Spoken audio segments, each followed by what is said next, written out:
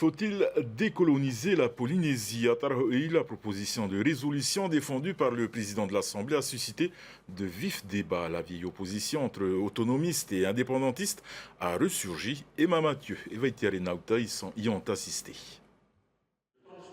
Comment faire avancer le dialogue autour de la décolonisation? Deux textes ont été votés hier soir à l'Assemblée.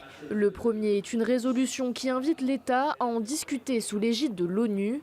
Le deuxième, une délibération qui autorise le président de l'Assemblée à attaquer la France en justice en cas de refus. Selon les non-inscrits, c'est plus un coup de communication politique qu'une réelle avancée. Cette résolution, c'est un peu pour régler leurs propres affaires politiques, pour rassurer leurs propres électeurs, pour dire que finalement, bien qu'on agit comme des autonomistes au gouvernement, nous n'avons pas abandonné la question de l'indépendance.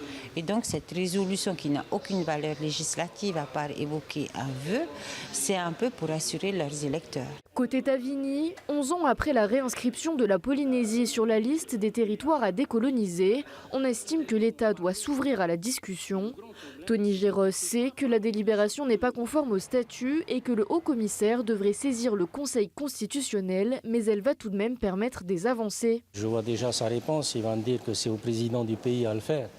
Donc sur cette base, il va rejeter. Mais ce qui est intéressant, c'est que ça va nous permettre tout de suite d'actionner une intervention au niveau du droit international, devant les tribunaux internationaux, pour leur dire qu'on a épuisé toutes les voies de droit interne.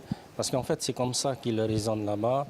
Quand on va devant ces instances, ils nous demandent d'abord est-ce que vous avez épuisé les droits de voie interne. Et si vous avez épuisé, ok, votre demande est recevable. Si ce n'est pas le cas, faites-le.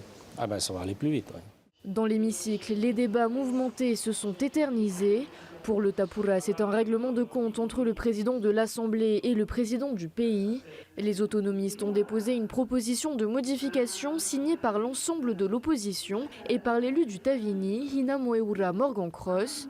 Les 20 représentants demandent une consultation populaire avant toute démarche. Nous-mêmes, dans l'opposition, nous n'étions pas opposés à la résolution. Nous avons simplement voulu préciser les choses. Nous demandons tout simplement à mettre en chantier un article du programme du Tavini Huilatiri, à page 18, qui demande effectivement à ce que l'on consulte les populations sur des sujets de société. Attendez, si l'on veut une résolution pour la décolonisation de la Polynésie française, il faut peut-être effectivement consulter les populations. Pour le Tavini, la décolonisation, c'est justement proposer à la population le choix de son avenir, pas forcément l'indépendance. Reste à savoir quelle sera la réponse de l'État face aux deux propositions du président de l'Assemblée.